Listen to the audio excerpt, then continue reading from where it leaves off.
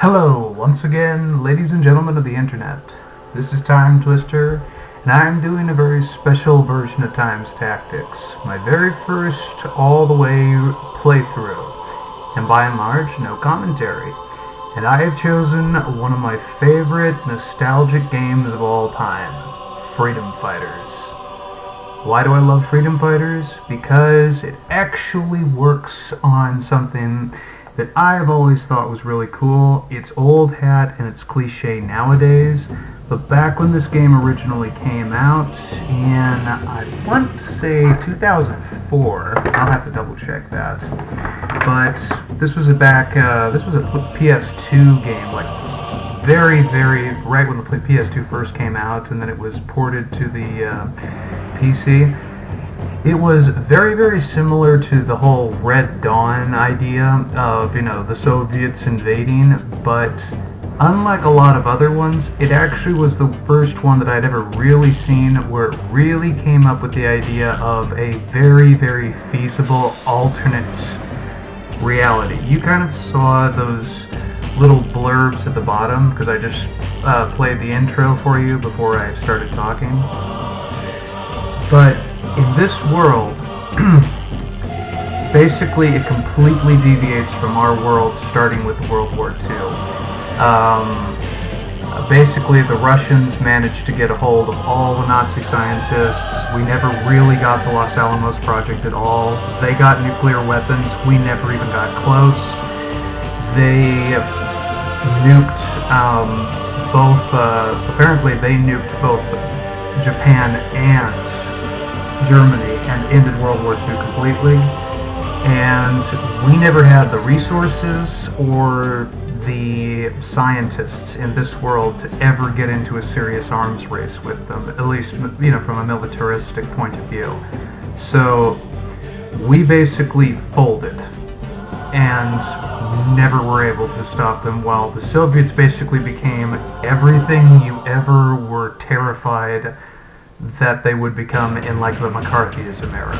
So NATO never got formed, and so they just basically took over Europe once World War II was over, one at a time.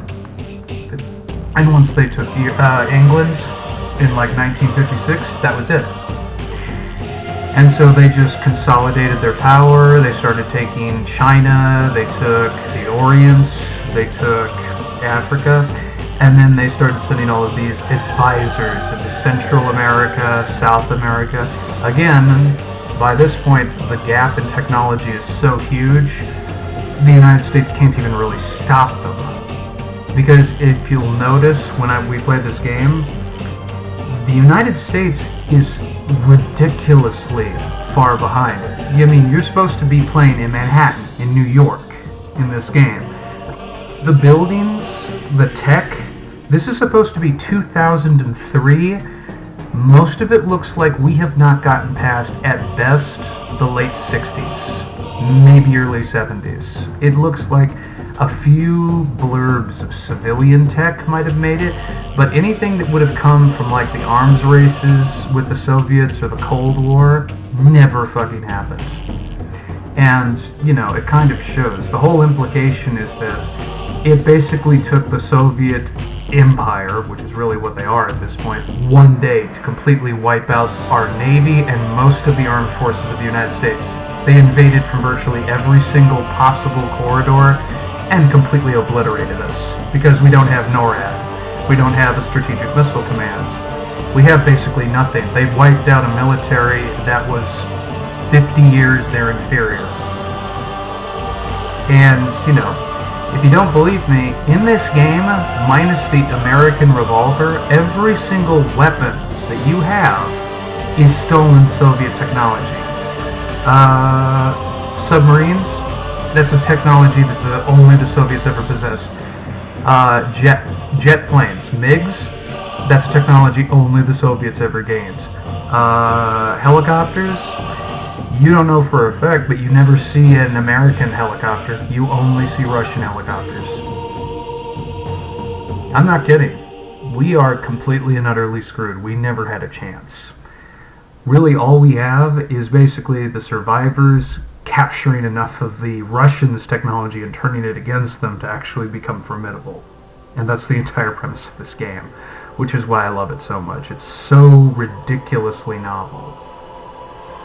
You know, in other things like Red Dawn and things like that, people could say, yeah, but it's the U.S. military. I mean, come on. We're easily a match for them.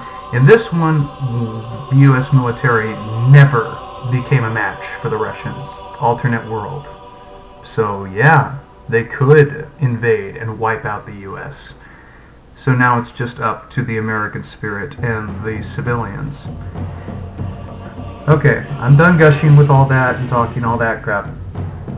This first video is going to be largely me talking, but the thing is that unless I'm actually in one of the main hub bases, or it's something particularly important on the main missions, I am not going to talk. I'm just going to be quiet and let the game play itself out. But I did want to establish this for you guys very early on. This game set a standard that a lot of other games basically took from, and I don't think a lot of people appreciate that. This was the first game where you actually really had to deal with the concept of reputation, because in this game, even on the lighter difficulties, you can't take a lot of damage. You can get shot down very easily, so you have to use units that you find in the field to help you accomplish goals. But how many you can recruit, it only depends on how strong your reputation is, which you accomplish by doing goals, side missions, saving hostages, and then you can recruit them. It's a very interesting game mechanic. And then you have basic commands like follow me, attack, rally, and defend a point. Now, the other interesting thing is, and this game I think does it better than most games even to this day, is relevant side missions. And this is a reason why when you see me playing, I will actually leave main missions and jump back and forward between locations regularly. You can get gunned down very easily in this game because they will have things like Hind helicopters, gunships gunning you down, places where enemy soldiers will spawn forever, but you can get rid of them by taking out side objectives. If you blow up a helipad and its fueling station, you ground all of their gunships. You blow up a bridge at another location, they can't field APCs to constantly respawn soldiers in the field. So sometimes between that and the fact that you actually get more reputation for recruiting people for destroying those side objectives, it's actually very beneficial to hop around and destroy all the side objectives first, then take out the main objectives. So that will explain to you why I'm hopping around a lot. Alright? Okay, I think this should be a lot of fun. So, starting with the next video, folks, we, as a 30-year-old plumber named Christopher Stone, will start taking back the streets of New York from these dirty, filthy Soviets as the Freedom Fighter. Or the Freedom Phantom. But maybe I've said too much. Time out.